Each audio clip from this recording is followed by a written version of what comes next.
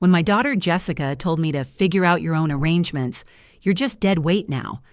I packed my belongings like the compliant mother I'd always been.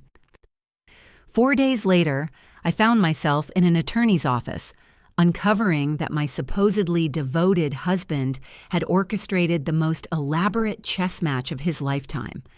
Jessica was about to discover that sometimes the overlooked piece captures the king. If you're following this story, please subscribe and let me know what state you're watching from. Let me share how I transformed from a discarded widow to the woman holding every advantage. Because friends, this tale has more unexpected turns than a mountain highway. 3 months ago, I was Dorothy Fleming, faithful wife of 45 years and mother to one remarkably selfish daughter. When Thomas died from complications following surgery at 73, I believed my world had collapsed. Jessica descended during my mourning period like a predator in expensive attire, cooing about how overwhelming this transition must be for me. "Mom, you simply cannot maintain this enormous house by yourself," she declared, her voice saturated with manufactured concern. "The upkeep, the isolation, all these painful memories, it's unhealthy for someone your age." I should have recognized the calculation behind her sympathy. Jessica had always been Thomas's pride and joy, his precious princess who could commit no wrong. When she married that finance executive, Brandon, and began producing grandchildren, Thomas showered them with attention and resources. Meanwhile, I remained simply the woman who prepared meals, maintained the household, and ensured everything operated seamlessly. Following the funeral, Jessica became increasingly aggressive about my living situation. She'd arrive with Brandon for family gatherings where they'd ambush me with real estate brochures and assisted living pamphlets. "Mom, these communities are absolutely wonderful," Jessica would insist. "You'd have peers your own age, organized activities, zero responsibilities. Think of the freedom." What they actually meant was no inheritance to complicate, no inconvenient mother to accommodate. The devastating blow arrived last Wednesday. I'd been residing in what Jessica now called our family home for 7 weeks since Thomas's passing, still sleeping in the guest bedroom because I couldn't bear to sort through our master suite. Jessica appeared without notice, accompanied by Brandon and 3 large moving boxes. "Mom, we've reached a decision. Brandon received the partnership offer and we need to relocate to the city immediately. This house is perfect for our family's needs." I stared at her, struggling to comprehend. "Relocate here? But this is my home, Jessica." Jessica's facade slipped momentarily, revealing the cold calculation beneath.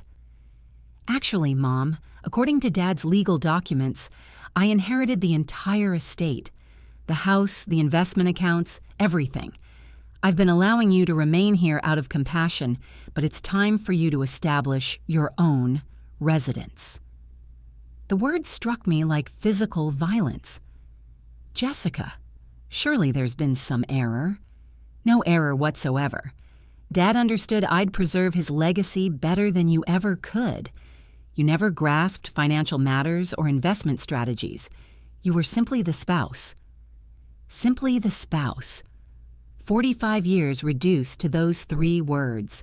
That's when she delivered the crushing finale. "Figure out your own arrangements. You're just dead weight now."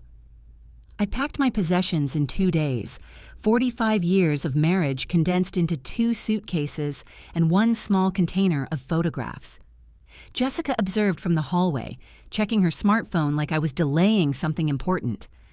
"There's a decent senior facility on Elmwood Avenue," she offered, with the enthusiasm of someone recommending a mediocre restaurant. "Very reasonably priced. I'm confident they have availability." Reasonably priced. My daughter was inheriting $37 million and suggesting I investigate what amounted to a subsidized facility for indigent elderly. Brandon loaded my luggage into their Mercedes with the efficiency of someone disposing of refuse. "Dorothy, you'll appreciate having your independence restored," he stated, avoiding direct eye contact. "No more concerns about property maintenance or tax obligations." "No more home," he meant. As we departed, I watched my house, Thomas's house, Jessica's house now, vanish in the side mirror. The irony wasn't lost on me. I'd spent 4.5 decades transforming that structure into a home, hosting Jessica's celebrations, nursing Thomas through his ailments, maintaining every detail he valued. Now I was being transported to a budget motel like an unwelcome visitor who'd exceeded their stay. The Riverside Lodge matched expectations for a place charging $55 nightly. Paper-thin walls, threadbare linens, and carpeting that had witnessed better decades. Jessica handed me $250 in cash like she was tipping hotel staff. "This should sustain you for several days while you get situated," she announced.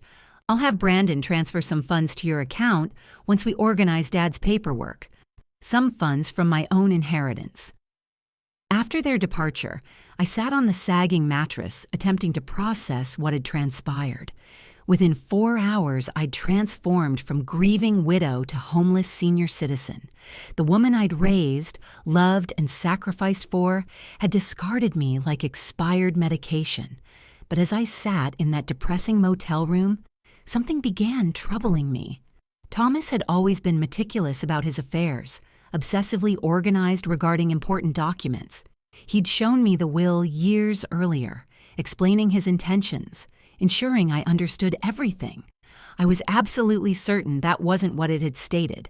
Thomas had been many things: traditional, occasionally stubborn, sometimes condescending about financial matters. But he wasn't cruel. The man who'd held my hand through my father's death, who'd surprised me with flowers every anniversary, wouldn't have left me destitute. The following morning, I used the motel's Wi-Fi to locate Thomas's attorney, William Patterson, the same lawyer who'd handled our home purchase and various business matters throughout the years. His office was downtown, a 30-minute bus journey that consumed precious cash, but seemed necessary. William Patterson was a distinguished gentleman in his mid-70s with compassionate eyes behind wire-rimmed spectacles.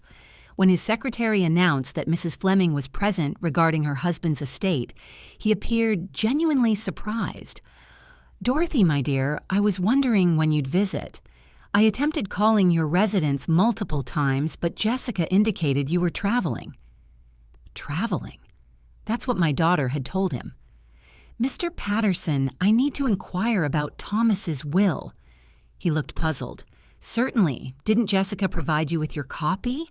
I gave her the original and several duplicates following the reading." My stomach plummeted. There was a reading. "Dorothy, you were supposed to attend. Jessica claimed you were too emotionally fragile, that she'd handle everything and ensure you received your inheritance."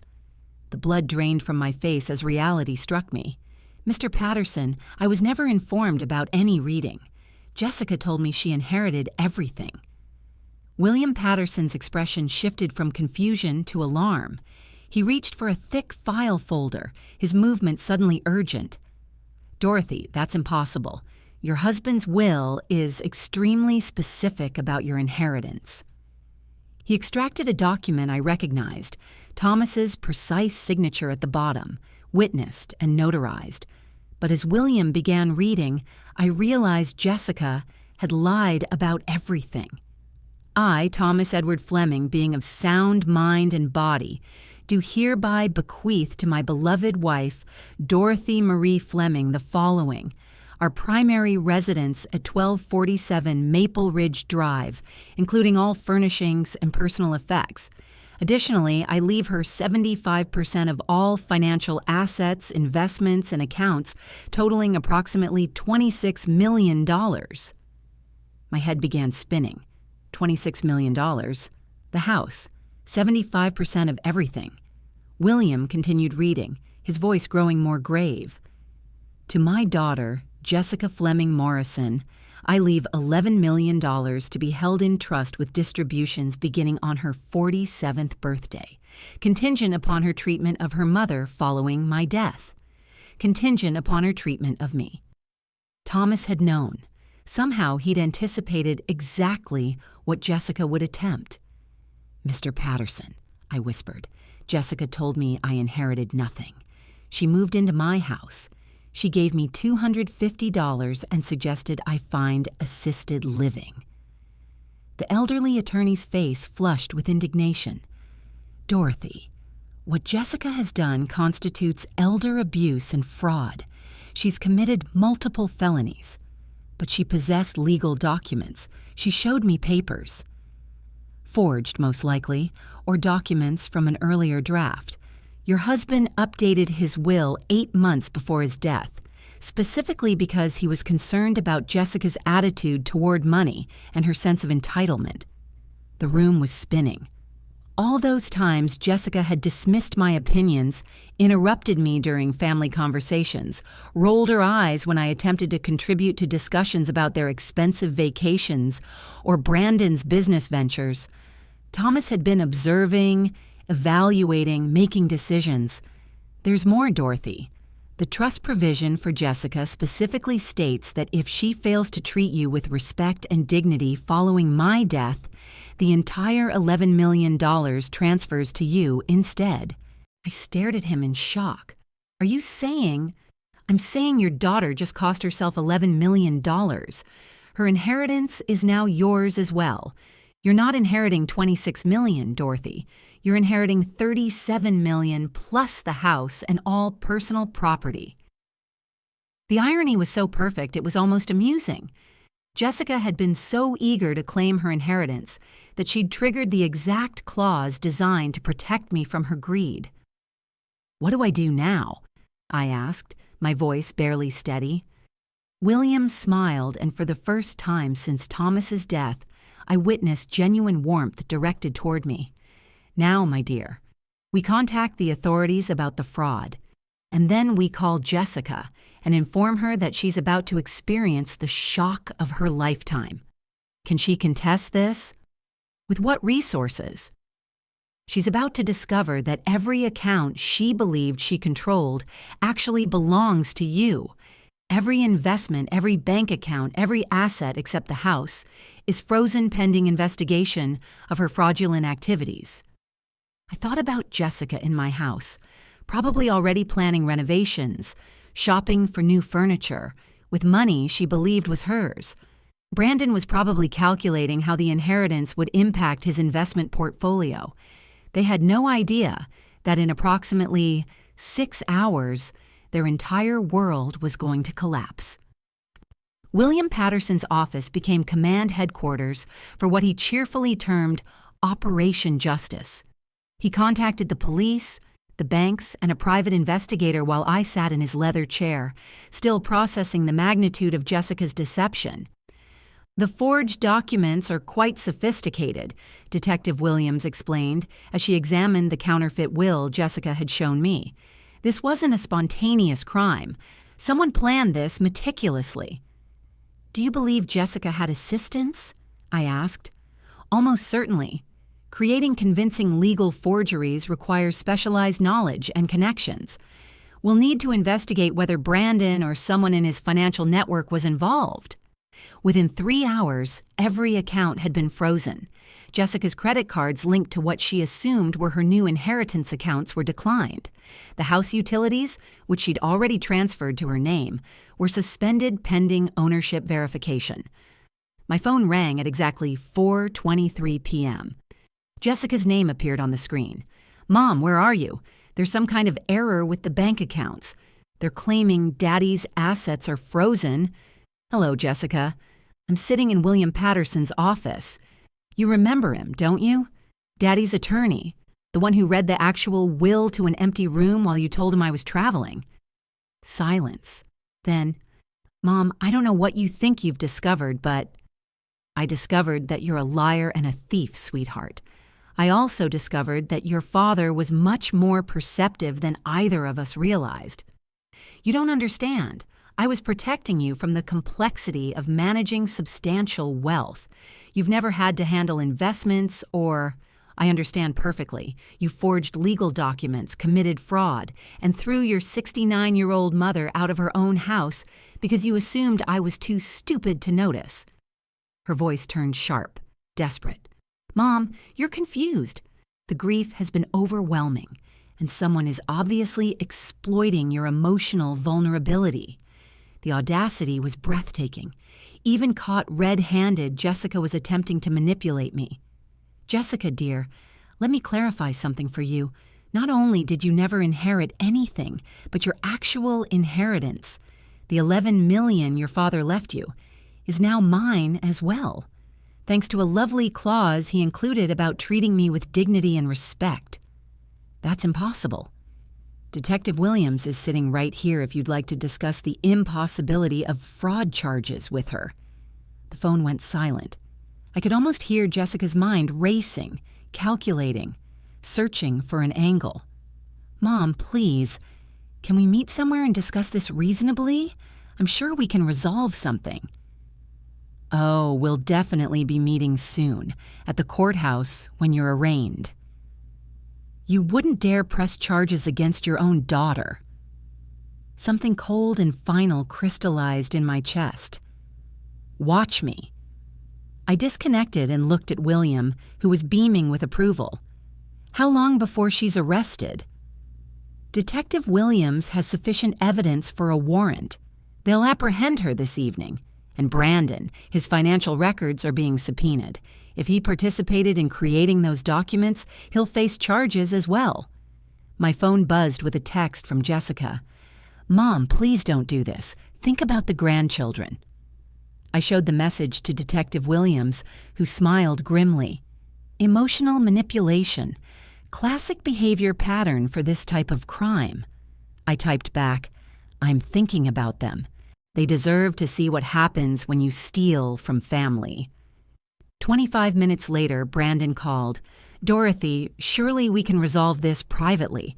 Jessica made some poor decisions, but involving law enforcement seems excessive. Brandon, did you help her forge those documents? That's not... Dorothy, you have to understand the pressure Jessica was under. She was worried about your mental state, your ability to handle large sums of money. So that's a yes. It wasn't malicious. She genuinely believed she was protecting you. By throwing me out of my house and telling me to figure out my own arrangements? Brandon was quiet. Brandon, here's what's going to happen. You're both going to be arrested. You're both going to face federal fraud charges, and I'm going to be sitting in my house, watching it all unfold. Dorothy, please be reasonable. I was reasonable for 45 years. It didn't work out well for me. The police arrested Jessica at 9:15 p.m. while she was dining at Chez Laurent, apparently celebrating her inheritance with Brandon and another couple. According to Detective Williams, she screamed about false arrest and demanded to call her lawyer, who turned out to be Brandon's golf partner and had no experience with criminal law. Brandon was arrested at his office the following morning. The forensic accountant had traced the forged documents to a printing company Brandon's firm used for creating fraudulent investment prospectuses. Apparently, my son-in-law had quite the criminal resume that Jessica either didn't know about or chose to ignore. I spent my first night back in my house sleeping in the master bedroom. Jessica had already moved her belongings into the space, replacing Thomas's careful organization with her chaos of designer clothes and expensive cosmetics. I packed everything into garbage bags and left them on the front porch. She could collect them when she made bail. The house felt different now, not because Thomas was gone, but because I was finally seeing it as mine. For decades, I'd maintained it as Thomas's sanctuary, designed around his preferences, his needs, his vision of how we should live. Now, looking around with clear eyes, I realized how little of me had ever been reflected in these rooms. That was about to change. William called around noon with updates. Jessica's bail is set at $75,000. Since all her accounts are frozen, she'll have to find someone else to cover it. What about Brandon? $250,000. Apparently, the judge wasn't impressed with his history of financial crimes. Who knew your son-in-law had been under investigation for securities fraud? I certainly hadn't known. But then again, I'd been excluded from most family financial discussions. Jessica and Brandon had always spoken to me like I was a child when money came up. simplifying concepts they assumed I couldn't understand. They were about to learn how much I'd actually understood. William. I want to make some changes to the house. Jessica had contractors scheduled to renovate. I'd like to proceed with some of those plans, but with my own vision. Excellent idea. It's your home now, Dorothy. Do whatever makes you happy. What made me happy, I realized, was the idea of undoing every assumption Jessica had made about my inheritance. She'd planned to gut the kitchen, replace the hardwood floors, and convert Thomas's study into a wine cellar. I was going to turn the study into an art studio and the wine cellar plans into a library. My phone rang. Unknown number. Mrs. Fleming, this is Rebecca Martinez from Channel 12 News. We understand you're the victim of a significant elder fraud case involving your daughter. Would you be willing to share your story? Word was spreading. In a city this size, the arrest of a prominent investment banker and his wife for defrauding his elderly mother-in-law was news. Ms. Martinez, I appreciate your interest, but I'm not prepared to make public statements. I understand this must be difficult, but your story could help other seniors recognize warning signs of family financial abuse. She had a point. How many other women my age were being manipulated by adult children who saw them as inconvenient obstacles to inheritance? If I decided to tell my story, would I have control over how it's presented? Absolutely. We could arrange a sit-down interview where you'd have approval over the final edit.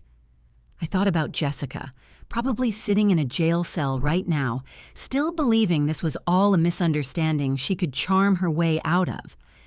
Ms. Martinez, let me get back to you. I might have quite a story to tell. After hanging up, I poured myself a glass of the expensive wine Brandon had sent us for Christmas. Wine I was apparently now drinking in my own house, purchased with my own money, while contemplating whether to publicly humiliate my daughter on television.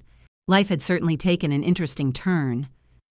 The doorbell rang at 7:30 a.m. sharp.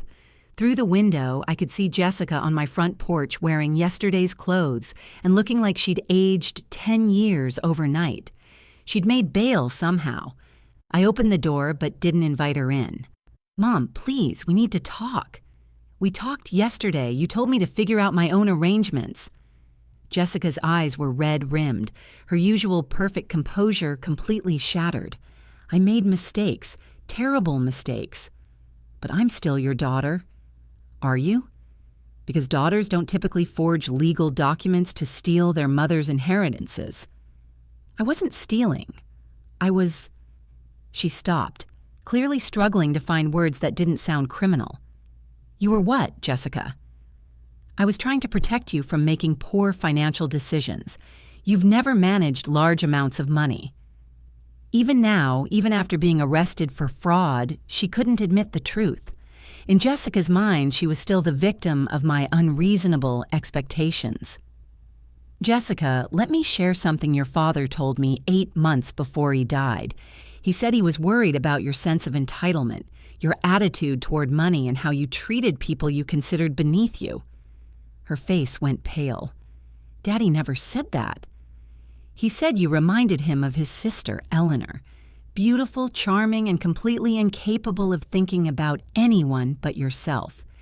He told me he was changing the will specifically because he was afraid of what you'd do to me if you had control. That's a lie. I pulled out my phone and showed her a video recording.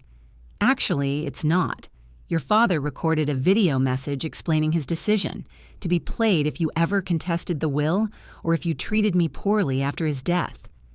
Jessica stared at the phone like it was a venomous snake. He knew, sweetheart. He knew exactly who you were underneath all that charm. The only thing he didn't predict was how far you'd actually go. Play it, she whispered. I touched the screen, and Thomas's voice filled the morning air, clear, measured, and absolutely devastating. If you're hearing this, Jessica, it means my fears about your character were justified. I hoped I was wrong. I hoped that my daughter had more integrity than I suspected. But if Dorothy is playing this recording, it means you've proven me right in the worst possible way. Jessica sank onto the porch steps as Thomas's voice continued. I spent 45 years watching your mother sacrifice her dreams, her ambitions, her independence to take care of our family. She worked part-time jobs to help pay for your college, while I built my business. She postponed her education, gave up career opportunities, and poured herself into being the wife and mother she thought we needed. The recording continued for 4 more minutes, each word carefully chosen, each sentence a scalpel cutting through Jessica's justifications and self-deceptions. By the time you hear this, you'll have discovered that treating your mother poorly has cost you everything. I hope it was worth it. When it ended, Jessica was crying. Not the pretty tears she'd used to manipulate people since childhood, but ugly, broken sobs. He hated me, she whispered. No, Jessica. He loved you enough to hope you'd prove him wrong. You chose to prove him right instead. She looked up at me, mascara streaking her cheeks. What happens now?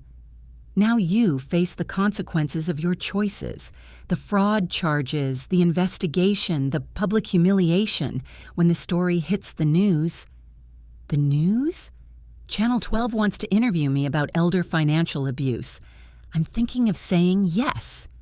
Jessica's face crumpled completely. Mom, please think about what this will do to the grandchildren, to Brandon's career, to our whole family. I am thinking about it.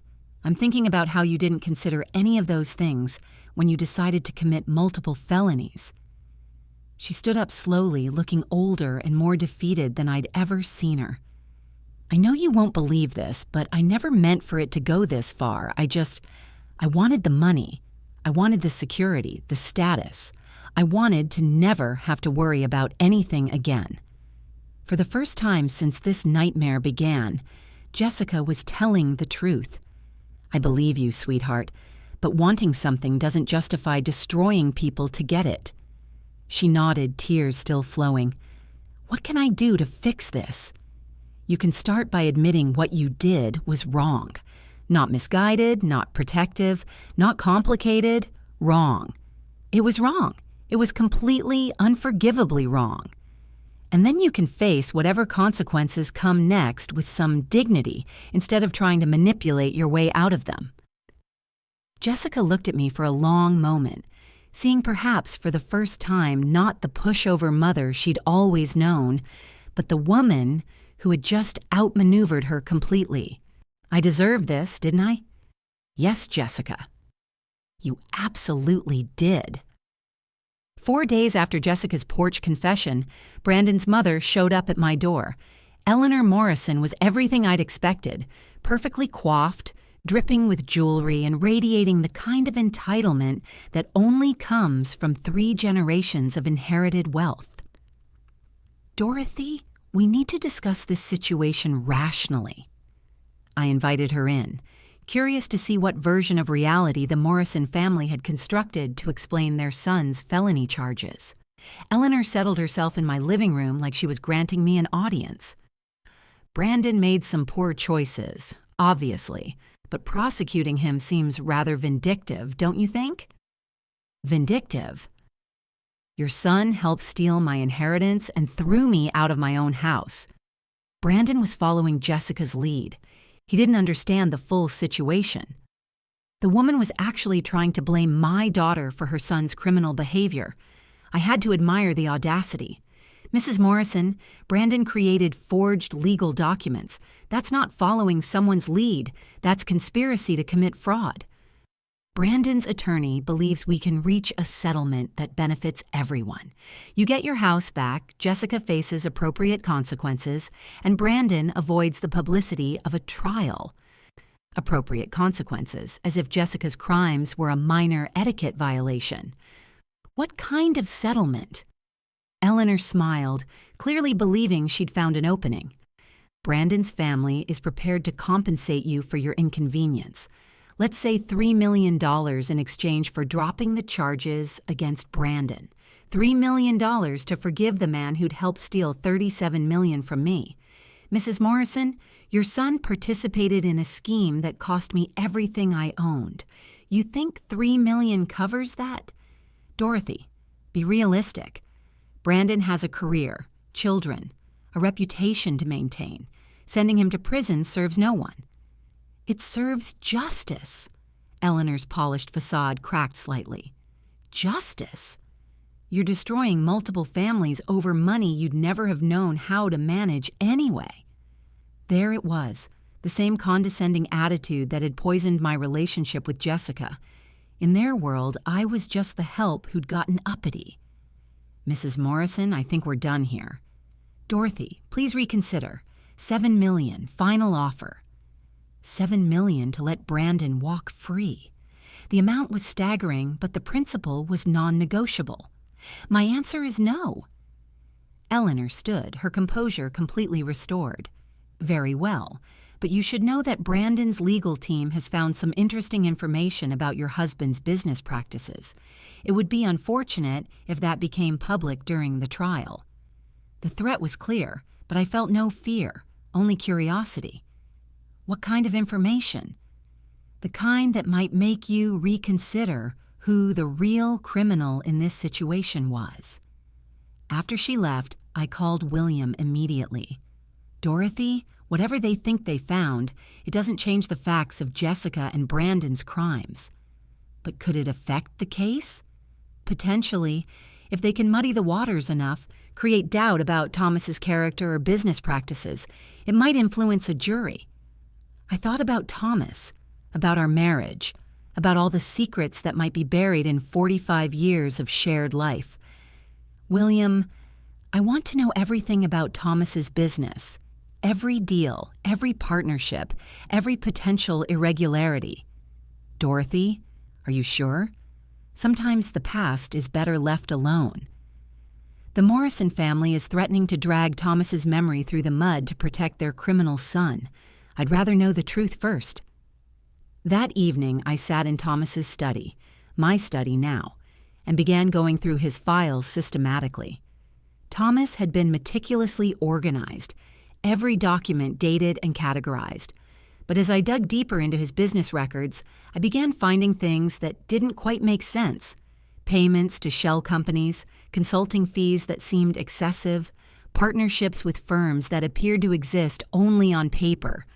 By midnight, I'd discovered something that changed everything I thought I knew about my husband.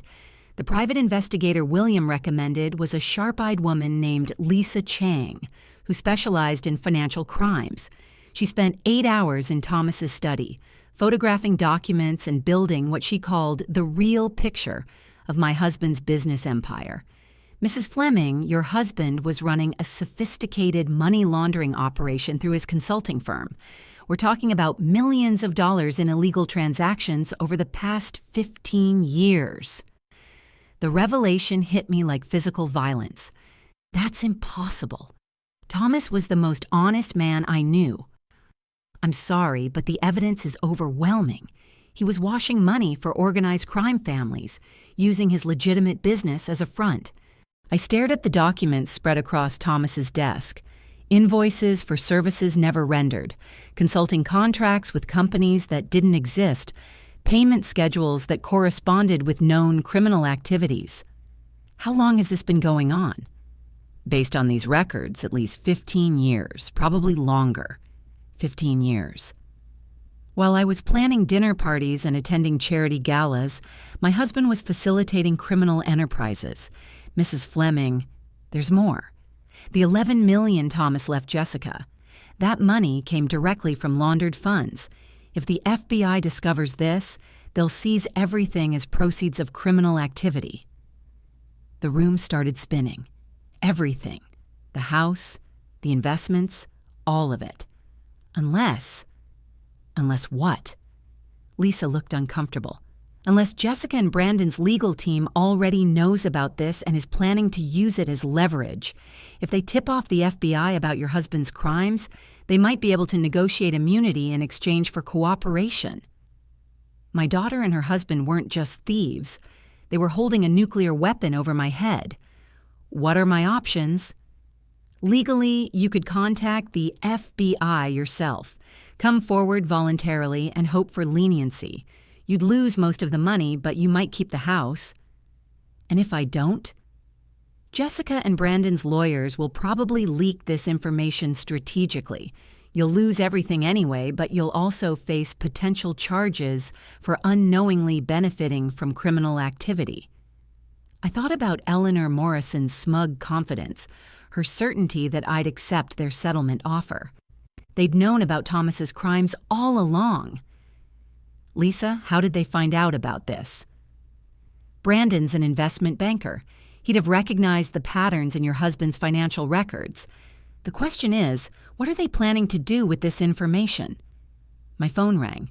Jessica's number. Mom, we need to meet tonight. There are things you need to know about Daddy that change everything. I already know, Jessica. Silence. Then, you know what? I know about the money laundering. I know about the criminal connections. I know that everything your father left us is tainted. Mom, listen to me carefully. Brandon's lawyers have been in contact with the FBI. They're willing to let us renegotiate our situation. What kind of renegotiation? Brandon gets immunity in exchange for providing information about Daddy's criminal network. You get to keep $7 million in the house. The rest goes to the government. And you? The fraud charges disappear. We all walk away from this mess. It was brilliant in a sociopathic way. Jessica had turned my moral victory into her strategic advantage. Jessica, you're asking me to help you profit from your crimes by exploiting Daddy's crimes. I'm asking you to be practical. The alternative is losing everything and potentially facing charges yourself. I looked around Thomas's study, seeing it clearly for the first time. The expensive furniture, the rare books, the art collection, all of it purchased with blood money. I need time to think. Mom, the FBI meeting is tomorrow morning. Brandon's attorney needs an answer tonight. After hanging up, I sat in the darkness of Thomas's study, surrounded by the evidence of his double life. 45 years of marriage to a stranger. A daughter who'd inherited more than money from her father. She'd inherited his talent for deception. But she'd made one crucial mistake. She'd underestimated who I was when my back was against the wall. I picked up the phone and dialed Lisa Chang. Lisa, how quickly can you get me a meeting with the FBI? I have a story to tell them, and I think they're going to find it very interesting. FBI agent Maria Santos looked exactly like what Central Casting would order for a federal investigator. Serious, intelligent, and completely immune to charm. She sat across from me in William's conference room, recording our conversation and taking notes with mechanical precision. Mrs. Fleming, you understand that by coming forward voluntarily, you're potentially admitting to benefiting from criminal proceeds. I understand, but I'd rather tell you the truth than let my daughter and her husband manipulate this situation to their advantage. I laid out everything. Thomas's hidden business, Jessica's fraud scheme, Brandon's forgeries, and the extortion attempt masquerading as a settlement offer. Your daughter believes she can trade information about your husband's crimes for immunity from her own charges. That's exactly what she believes, and she thinks I'll cooperate because I'm afraid of losing everything. Agent Santos smiled for the first time. Are you afraid, Mrs. Fleming? Agent Santos, 3 weeks ago, I was a grieving widow sleeping in a budget motel. Today I'm sitting here voluntarily confessing to federal agents about my dead husband's criminal enterprise. Fear is no longer my primary emotion. What is? Anger. Pure crystallized anger at being manipulated by people who underestimated my intelligence for decades. Agent Santos's smile widened. Mrs. Fleming, would you be willing to wear a wire? 4 hours later, I was sitting in my living room with a recording device taped to my chest, waiting for Jessica and Brandon to arrive for what they thought was a surrender meeting. They knocked at exactly 8:30 p.m., both dressed like they were attending a business dinner. Brandon carried a briefcase that probably contained immunity agreements and settlement papers. "Mom, you look better than you have in weeks," Jessica said, kissing my cheek like nothing had happened. I feel better. Clarity has that effect. Brandon opened his briefcase with the efficiency of someone who'd conducted similar negotiations before. Dorothy, our attorneys have structured this very favorably for you. You retain the house, $7 million in clean assets, and complete immunity from any charges related to Thomas's activities. Clean assets? That's an interesting phrase. Jessica shot Brandon a warning look. Mom, the important thing is that we're all protected. The past stays buried and we all move forward. What about the $37 million Thomas actually left me? Mom, that money is tainted. It can't be separated from Daddy's criminal activities. Taking $7 million is the best outcome possible. And you two, what do you get out of this arrangement? Brandon leaned forward, his confidence returning. We get to put this unfortunate misunderstanding behind us. Jessica's charges disappear, my reputation remains intact, and our family can heal. Misunderstanding. He was still calling felony fraud a misunderstanding. Brandon, help me understand something. When exactly did you discover Thomas's criminal activities? What do you mean? I mean, did you know about the money laundering when you married Jessica? Or did you discover it recently when you were planning to steal my inheritance? Brandon and Jessica exchanged glances. Dorothy, I don't think that's relevant to our current discussion. Actually, I think it's very relevant, because if you knew about Thomas's crimes and said nothing, that makes you an accessory after the fact. And if you only discovered them while committing your own crimes, that makes you remarkably unlucky. Jessica's composure was starting to crack. Mom, what are you getting at? I'm getting at the fact that you two have been planning this for months, possibly years. The forged will, the money laundering discovery, even Brandon's connections to document forgers. None of this was spontaneous. That's ridiculous. Is it? Agent Santos finds it quite plausible. The color drained from both their faces. Agent Santos? Brandon whispered. FBI. She's been very interested in my story about systematic elder abuse, fraud, and extortion, particularly the part where you tried to blackmail me with my dead husband's crimes. Brandon stood up abruptly, reaching for his briefcase. Dorothy, this conversation is over. Actually, Brandon, I think it's just beginning. Agent Santos and two other federal agents entered my living room as Jessica and Brandon sat frozen in place. The briefcase Brandon had been reaching for was confiscated immediately, along with both their phones. Jessica Fleming Morrison and Brandon Morrison, you're under arrest for conspiracy to commit wire fraud, elder abuse, and attempted extortion of a federal witness. Jessica turned to me with an expression of absolute betrayal. Mom, how could you do this to your own family? The same way you could forge legal documents and steal my inheritance, sweetheart, except my way is legal. As the agents handcuffed them, Brandon tried one last desperate play. Dorothy, you don't understand what you've done. There are people connected to Thomas's business who won't appreciate federal attention. You've put yourself in danger. Agent Santos paused in reading them their rights. Mr. Morrison, are you threatening a federal witness? I'm warning her about the reality of her situation. The reality, Agent Santos said, is that you just added witness intimidation to your charges. After they were removed, Agent Santos sat back down across from me. Mrs. Fleming, Brandon's warning might not be entirely empty. Your husband was connected to some dangerous people. How dangerous? The Castellano crime family, primarily. They've been using legitimate businesses to launder money for decades. Your husband's consulting firm was one of their most successful operations. The name meant nothing to me, but the agent's expression told me everything I needed to know. Are you saying I'm in actual physical danger? Potentially. But there's something else you should know about your husband's operation, something that changes everything.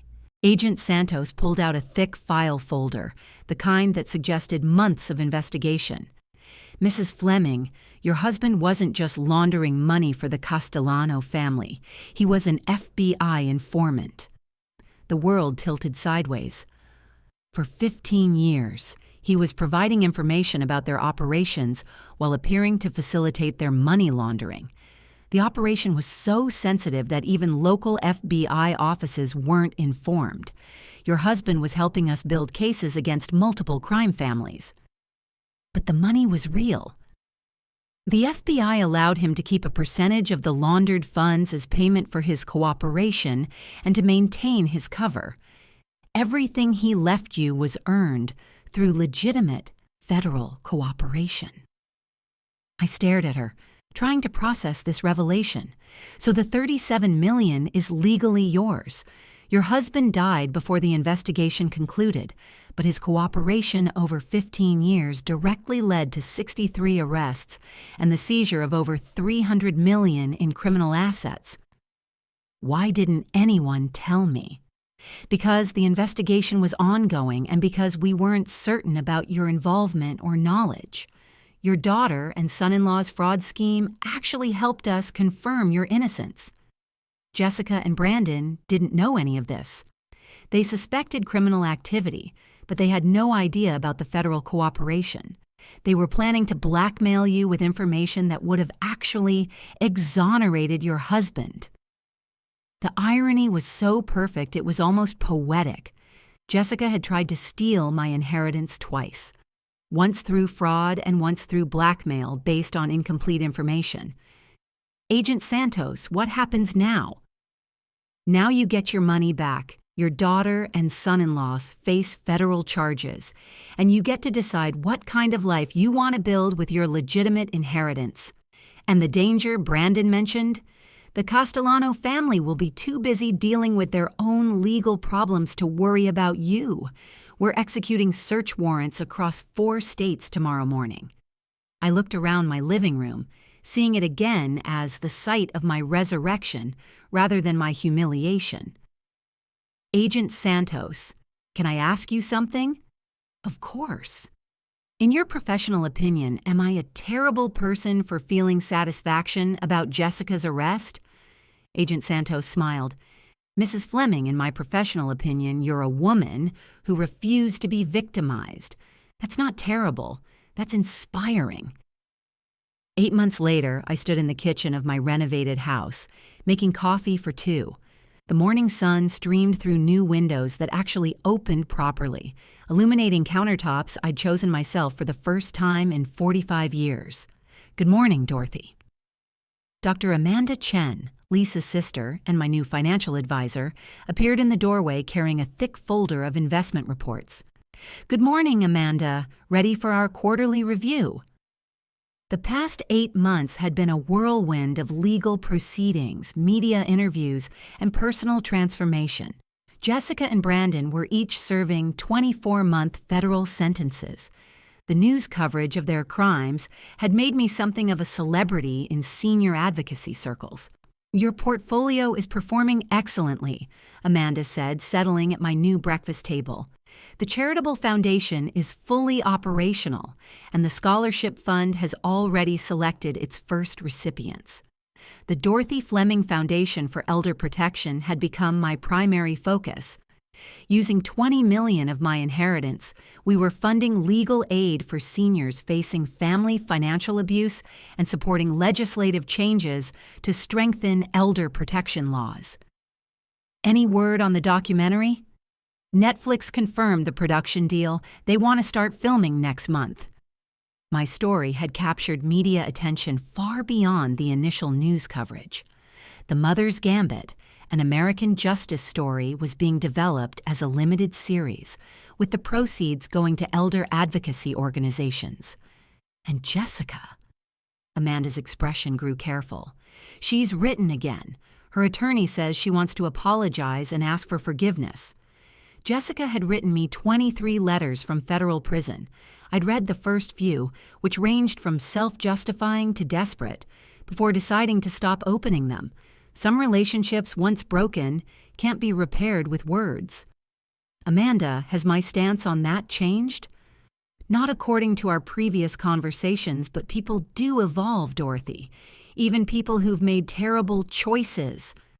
I thought about the woman I'd been 8 months ago, grieving, dependent, willing to accept whatever scraps of dignity my family offered me. That woman might have felt obligated to forgive Jessica, to rebuild a relationship based on guilt and tradition. But that woman was gone. Amanda, schedule a meeting with Jessica's attorney, not to reconcile, but to make something clear. What kind of thing? I want Jessica to understand that her actions had consequences beyond legal punishment. I want her to know that she destroyed our relationship permanently and that her children will grow up knowing why their mother went to prison. That seems harsh. Good. It's supposed to be harsh. Jessica made adult choices that hurt people she was supposed to love. She doesn't get to escape the emotional consequences just because she's written some prison letters.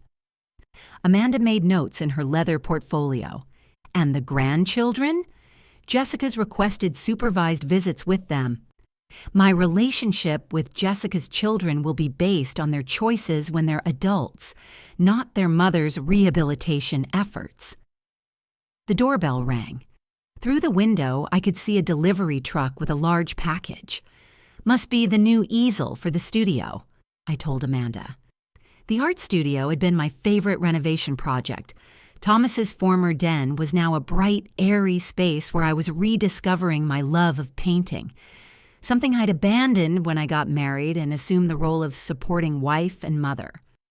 Dorothy, can I ask you something personal? Of course. Do you ever regret how this all played out? The prison sentences, the media attention, the permanent family estrangement?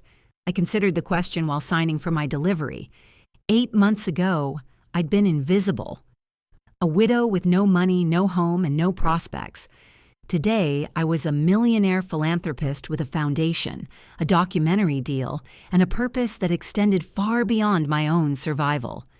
Amanda, my daughter tried to steal everything I owned and leave me homeless. My son-in-law created forged documents and threatened me with blackmail.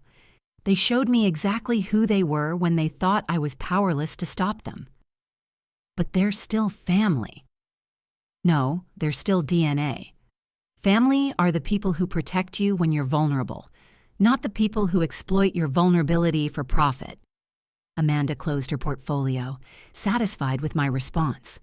Besides, I added, look what I became when I stopped allowing them to define my worth. After Amanda left, I walked through my house. Really, my house now, decorated according to my taste, organized around my priorities.